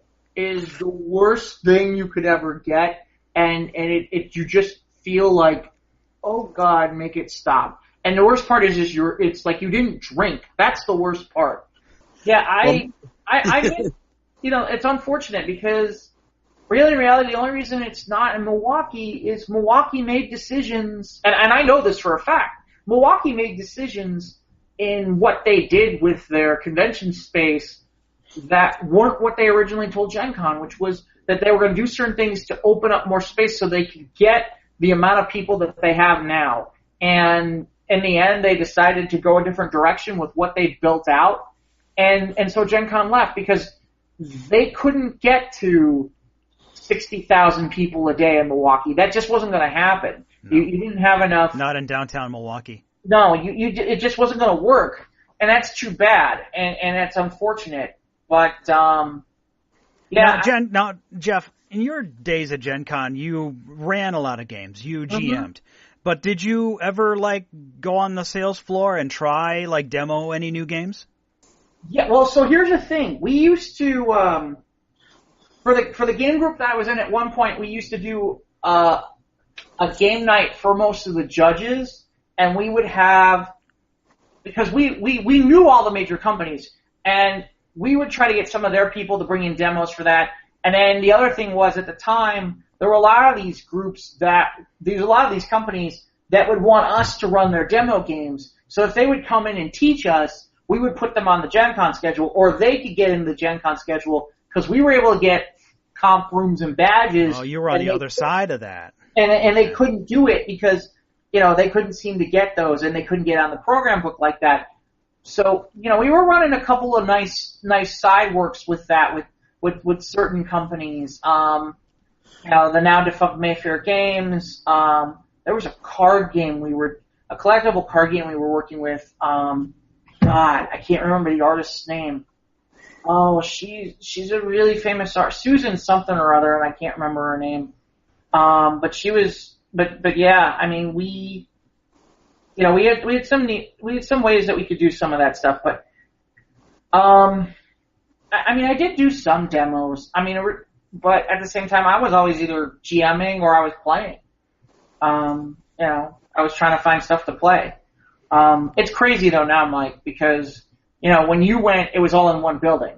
Yeah. Now, it's all over the city, and I love the Gen Con people. I'm not trying to badmouth them, but, at one point they decided that they were going to let companies buy areas within the Gen Con convention building. And, I can't blame them. If they're going to hand you a pile of money so that they can have an exclusive space where they're going to run their games, I can't blame you for that. But at the same time, that's the reason why in some ways, some of it got pushed out a little bit further than it used to. And you're only seeing the big names. You're not seeing as many independent startup groups and all that? I can't say for sure. It's been a while. The one thing I noticed, though, is, in fairness, Gen Con is one of the few places where if you're looking for something other than Dungeons and Dragons or Pathfinder. Or Magic the Gathering. Well, Magic the Gathering, I'm talking about role-playing, I guess. Yeah. But, if you're at the small cons, it's all about Pathfinder and D&D, either 5th edition or 3.5, or about StarCraft, maybe. But there's very little else. My group that I work with, that I'm a part of, we've been running an ongoing D6 Star Wars campaign for about 20 years, and I know there's another smaller group that runs the Starship Troopers D RPG as well. But that's rare. There are other parts of the country, stuff like that doesn't exist. So it's pretty much, I would say 80 to 90% is either Pathfinder or D&D in terms of role-playing. In terms of Magic, in terms of collectible cards, I haven't been as involved with that in a long time. I can't answer a lot of that. In fact, I think there's an anniversary for Magic this year. But I could be wrong. I don't remember. But, yeah, it's still a phenomenal, a lot of fun. Yeah, I miss those days. I miss those Gen Con days.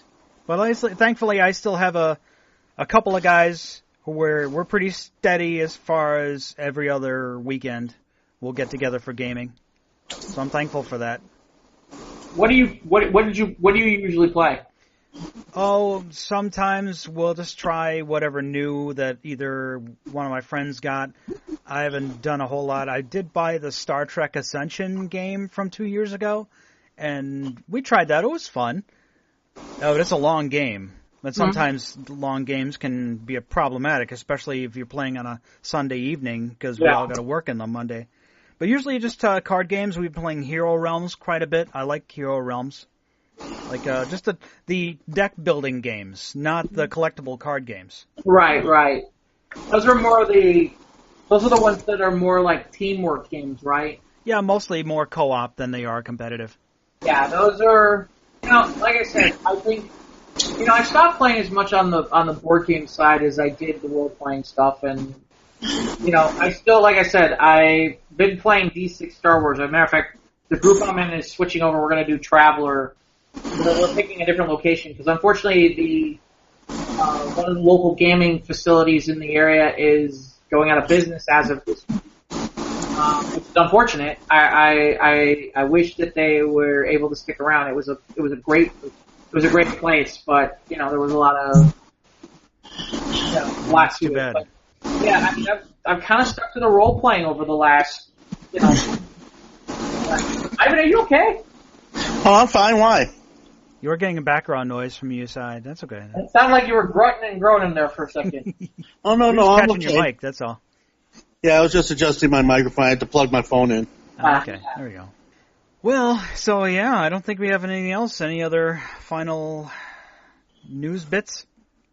Well, I got a little something.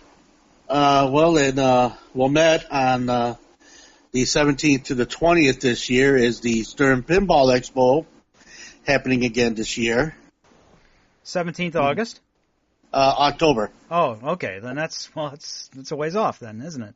Well, Okay. It's a ways off, but, might as well give people a heads up that Stern Pinball, once again, is hosting their Pinball Expo in Wilmette this year. Okay, that's cool. 20th, and yours truly over here will be spinning some records in the exhibition hall once again. Hopefully more than what you did last year.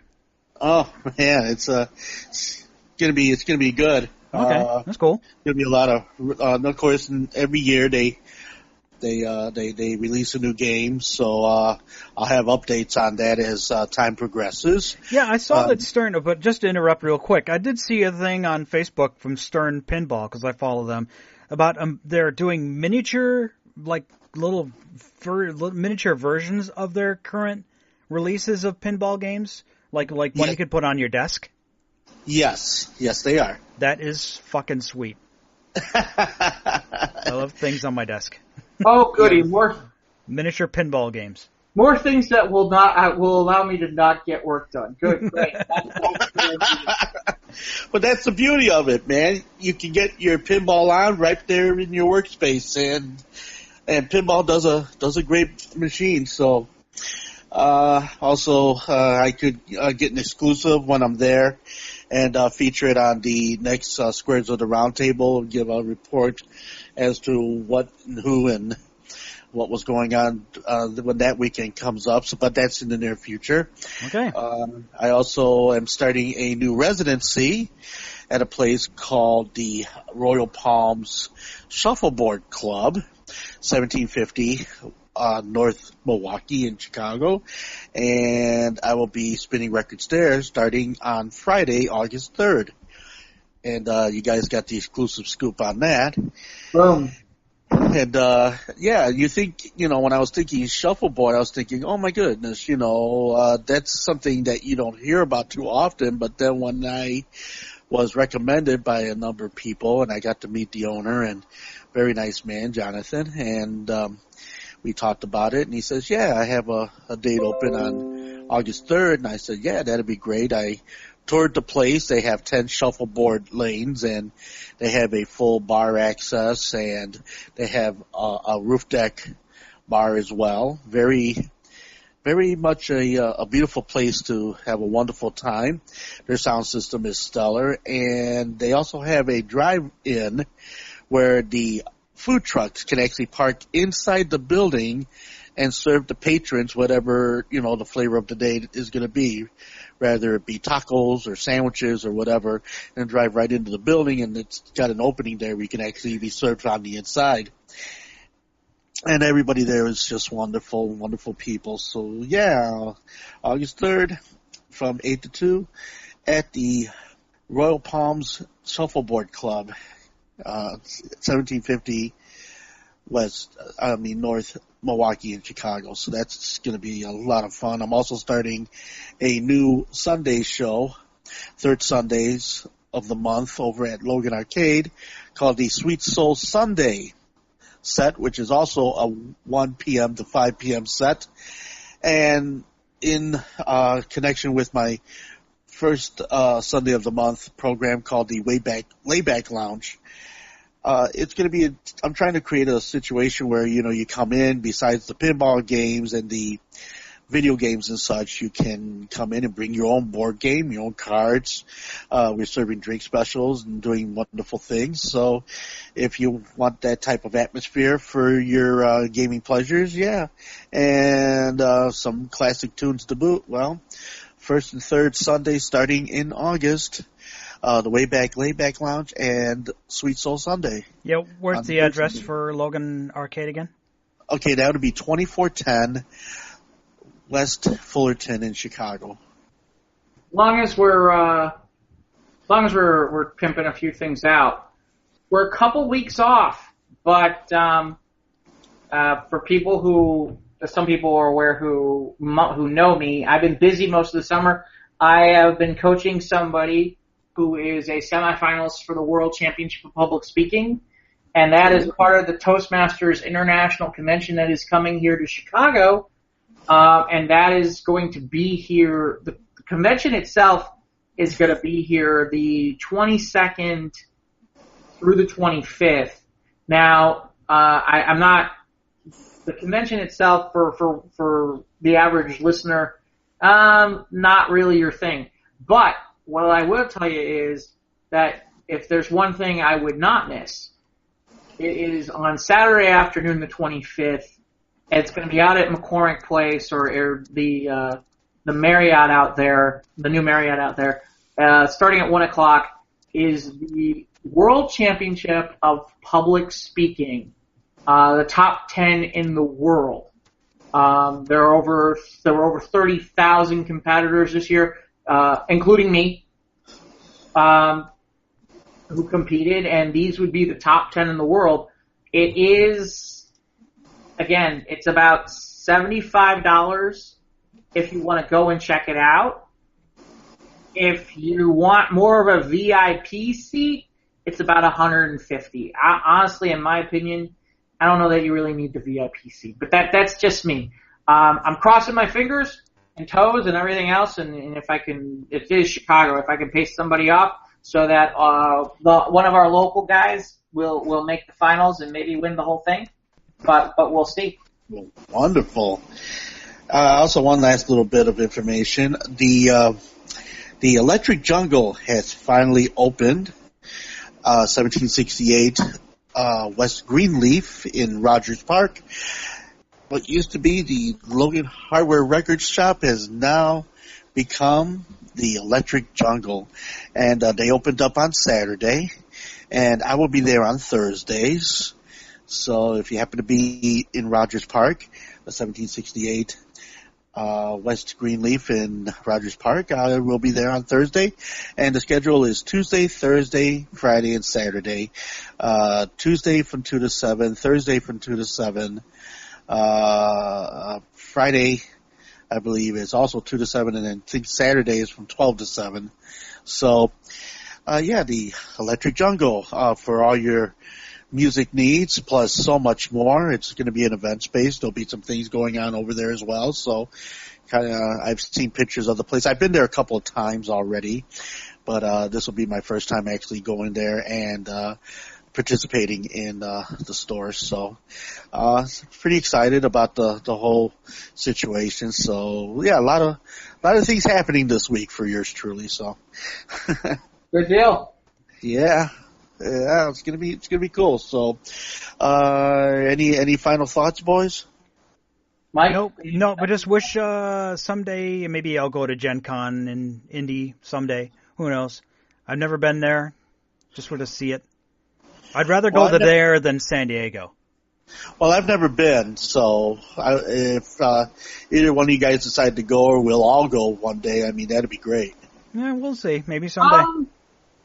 Maybe next year. I gotta see where money is, but that's the other thing. Gen Con has gotten expensive. It has gotten pricey, and yeah. I'm sorry, I'm not. It's not like back in the day where I'm willing to stay 4 to a room like a savage. Not with Concrete, or in my case, being at the radio station, station stank. Well, no, I don't even mean that. It's like, okay, there's 4 of us in the room. And at least one person's getting the floor. Right. Or to take it a step further, yeah. you get up in the morning and you gotta go to the bathroom and there's somebody already fucking in there and you're like, oh my God.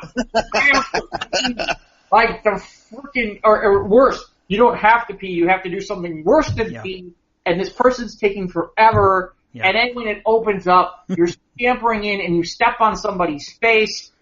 Yeah, but you're only paying like $20 a night to stay there. What? I mean, especially stepping into somebody else who was just in there and they wrecked the toilet. I mean, wow, why would you miss that thrill for $20 a night? Oh my God! Well, $20. Are you kidding me? And having stayed now, you know what it costs to pay Okay, the last time I was there with tax, it cost me like almost $250 a night. Shit. Oh yeah. Oh no. And my understanding is if you want a downtown hotel, you're talking possibly $3 and that doesn't include parking. That sucks. Back in the 90s when I was going to Gen Con, and we'd stay at a motel by the airport, and then we'd just commute to downtown and pay like $5-6 to park. Okay. And we commuted. Right. You now have hit upon one of my great Gen Con convention stories. So there was one year, because Gen Con would give us rooms for certain things, and as I was club president, we got rooms, and unfortunately that particular year, the person in charge totally screwed us and was a total dick, and put us out by the airport, which everybody was upset, but I'm like, hey, it's free room, what are you complaining about? And there was very few people, there was one set of rooms that was downtown, everybody else was stuck out by the airport, and you gotta understand, like, people were working for us and doing stuff, and so people were not happy. So anyway, we did our annual meeting in the city downtown, and the people I'm with, I'm like, here, take my car and go back to the hotel, and I'm gonna go hang out with these guys. We're gonna find like a gentleman's club to go hang out at. And we get in the cab and we're like, hey, what's the best gentleman's club in town? They're like, oh yeah, I totally know where to go. And we get in the car and this guy starts on the highway, and we're driving for a little bit, and I'm like, man, we're sitting there driving, and I'm like, boy, and we're talking just in general, we're having a good time. I'm like, boy, this is almost like right out by like where I'm staying. And the cab guy goes, hey, so where are you staying? So I tell him where, which is, I think we were staying at the Night's Inn. He's like, oh yeah, that's 2 miles from the strip club I'm taking you to. So I'm like, oh my god, we could have drove there ourselves. I could have drove us all there and not paid for the damn cab. Yeah. So we get there, we're having a good time. There's this feature dancer, and she's absolutely gorgeous. And I'm talking to a buddy of mine, and we're sitting there and we're talking about it, and we're like, he's like, yeah, maybe she's at the hotel you're at. And I'm like, yeah, right. I'm sure she's staying someplace nicer. Okay. So we closed out the place, and we saw her leave with her escort, with the guy she was with, in this really nice black, brand new shiny truck, like pickup truck kind of looking thing. And, so we see them take off. We get back to the hotel. They drop me off, and then they head into the city with the rest of them. In the morning, I get up, I'm ready to get everybody, and we're going to go down to Gen Con. 3 doors down from our room is the black truck. The headline dancer is 3 doors down from me, and I'm like, oh, that's funny. But it's a small world. Yeah. Let's see. There's as long as we're on Gen Con stories, there's one other one. So we worked with Mayfair Games on a regular basis, now defunct, and Mayfair would have their brand new games that they would want, and they would tell us what their games are, and we would put them in the book. And this would happen in like January. Okay, so the book would come out, and and they'd have these games listed, and then eventually we would get the game. Well, unbeknownst to us, they weren't able to make their production schedule on the game, but they hadn't told us that yet. And we got people waiting for this game. And I've been telling all our people who were working with them, like, hey, we gotta get this game. Hey, we have to get this game. Where's the game? And finally, I'm like, all right, you need to go down to the dealer's hall and go ask them where the fuck this game is. And about 20 minutes comes by, my friend comes back, and there's a guy with him, and he's carrying like this little plastic baggie. And I'm like, what the heck? And he goes, yeah, this is the guy from Mayfair, and they didn't finish making the game yet. They don't have any copies except for one, and that one is the prototype. Here it is. I'm like, wait, this is the prototype? They're like, yeah, it's insured for about $20,000. I'm like, take it back. Just send it back. I'm not dealing with it. We're canceling it. Yeah. But yeah, so essentially, they were willing to let us run the, they're like, if you really want to run it, I'm like, no, I'm not going to be responsible for that. We were joking if we got it, we were going to have to change the floor plan where pretty much everybody was like surrounding the thing. We weren't letting anybody near it. But, I mean, that's the kind of crazy stuff that happens at Gen Con. You know, there'll be some fun pictures, there'll be some stuff, you know. Maybe it's something noteworthy, we'll bring it up next week. Did I ever bring up the one story about, Fort Wayne, Indiana? You know, me and Matt and all the rest of the gang. Yeah, you guys went to a strip club afterward, yeah. Oh, yeah, you too? I was out there for Winter Fantasy one year. There was just I got lost trying to find the one strip club and then got lost getting back. And Fort Wayne is not easy to figure out where the hell you're going. No, it's a crazy cobweb of crooked streets. That Fort Wayne. Yeah, it's pretty nutty. I mean, I found a strip joint just walking up and down the street. I was looking for record shops to work out of and stuff, and you know, I grabbed a bite to eat. And of course, here's this place called Old Joe's or some shit like that. And oh no, this was not that. Yeah, so and I get back to the hotel and everything, and I start dropping hints and everything. I'm out dancing and stuff, and then Matt's like, "Oh yeah, you know," and it's Dwayne and you know Chris and whole bunch of us and everything. I think, you know, you were like going to bed. No, me and Randy were like, no, we're after dinner. We had our steak dinner. We did our usual steak dinner. We all on Saturday night. We just got to, we were just too crashed. So you guys were out. You guys did that all night. Yeah, so we ended up going down there and everything, and you know, we had a double make care attitude and everything, and I'm running around with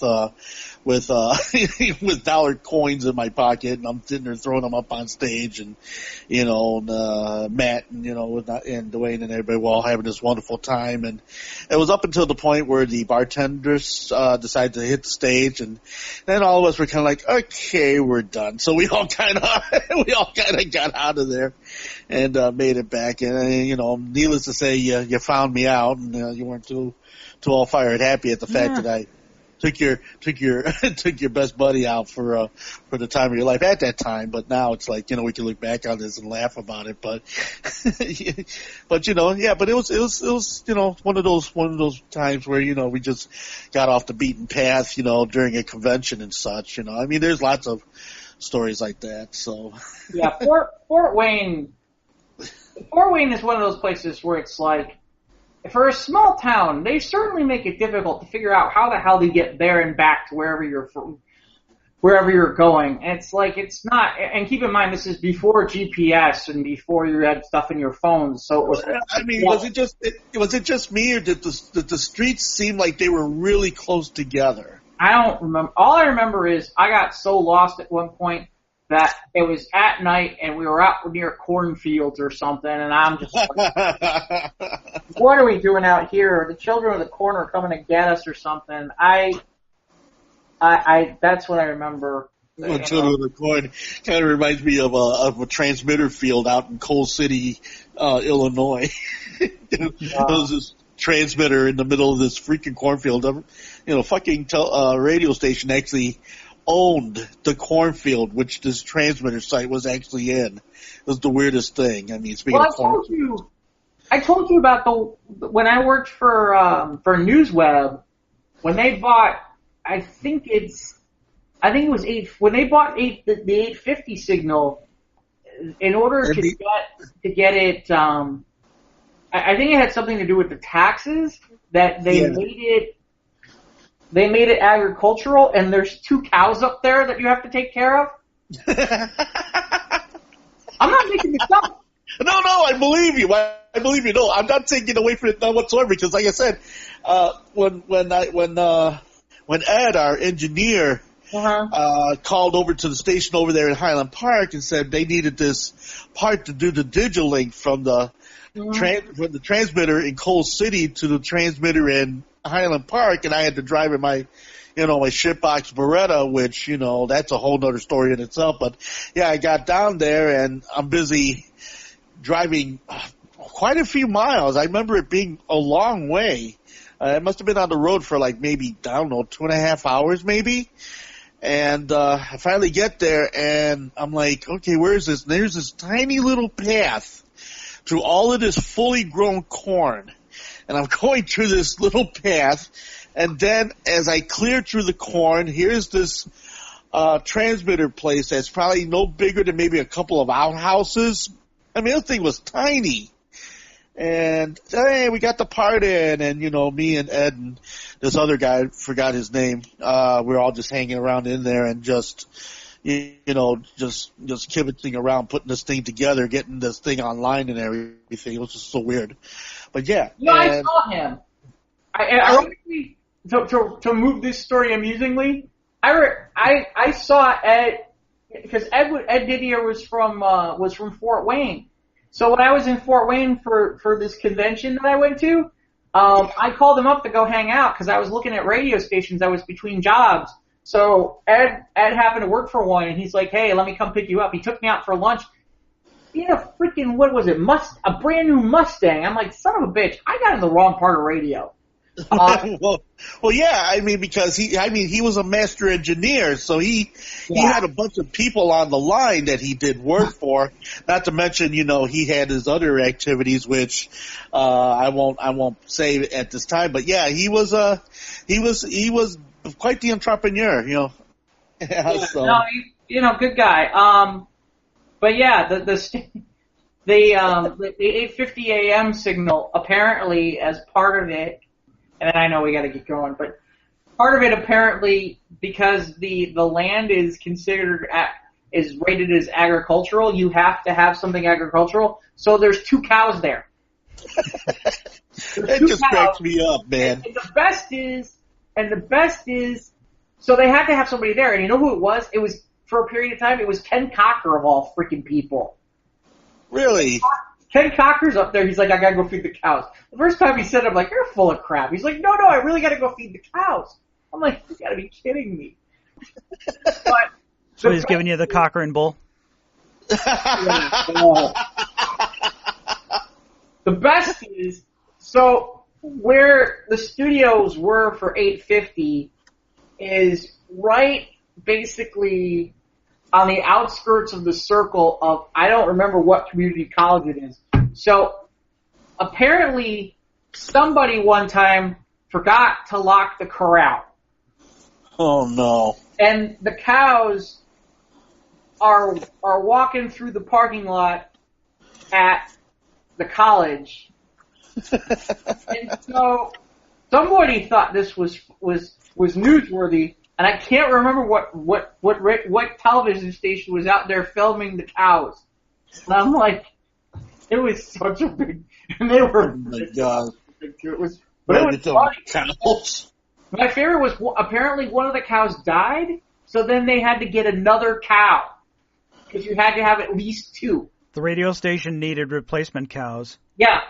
So apparently, in order to, the tax break must be incredible because really in reality they were apparently paying for a second cow was cheaper than the tax break. Boy, the things we do for radio, Ralph. Oh my God! Just some of the stuff that goes on, you can't make. You just sit there and you scratch your head over it. You're kind of like, what in the fuck is this? Yeah. No. Yeah. Only in Illinois, folks. No, it's not just an Illinois thing. There are lots of radio stories I would bet that are similar to these that are out. I'm sure there are. I mean, and if people out there want to submit any of their strange radio stories, they should get into contact with us here at Squares on the Round Table. That seems like a good cue. How do they do that, Mike? They can do that by sending us an email through sotrtpodcast@gmail.com. You can also contact us through the Facebook group, Squares of the Round Table. We are there. Send us a comment or instant message or one of those kind of electronic messaging thingies. We've also got the Twitter, and we also got the Instagram. We are on both of those at SOTRT Podcast. And we're on the YouTubes. We appreciate you listening, and we will be posting this. This is with number 13. Lucky 13. Of Squares of the Round Table. Coming your way real soon. We appreciate it, though. So on behalf of Ivan Rivera. That's me. And Jeff Stein. Yellow. We appreciate you. Thanks for listening, and we will catch you next time here on your internet's radio thingy. Squares of the Round Table, thank you for joining us. Radio thingy? Really? Yes, absolutely. Okay. It's a technical term. Okay. Mm-hmm. I check the cows. Got it. All right, did you feed them? Not yet. That's why I gotta go. Gotta go feed the cows.